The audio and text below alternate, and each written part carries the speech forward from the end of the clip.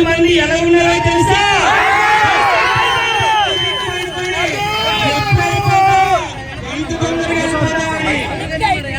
Assembly అడుగు పెట్టండి శపథం చేశాడు.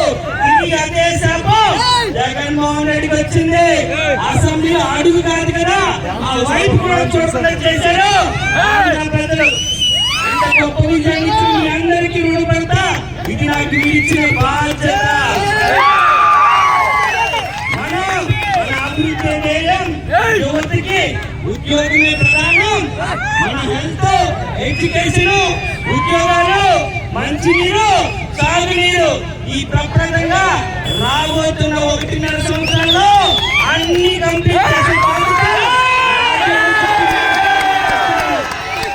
ఇంత గొప్ప అపూర్వ స్వాగతం పలికిన మీ అందరికీ పేరు పేరున ప్రత్యేకంగా నమస్కారాలు తెలియజేసుకుంటాను. ముందుకు వెళ్ళాలి. ఇది సునామీ కంట దారుణమైంది. గుర్తు పెట్టుకోండి. ఈ ఫ్యాన్ రెక్కలు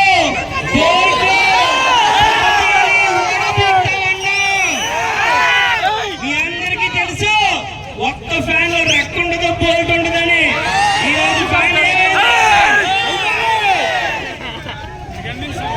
10 ఉంది కదా అని విర్రవీగితే ప్రజల తిరుగుబాటు ఎలా ఉంటుందో పార్వతీపురంలో చూసా.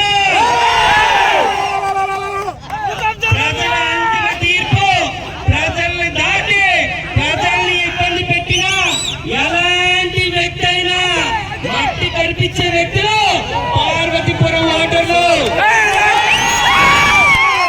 మీరు చూపిన ప్రేమ, మీరిచ్చిన అభిమానం మాటల్లో చెప్పలేను. గొప్ప విజయం. పసుపు కండాలు వేసుకుని తెలుగుదేశం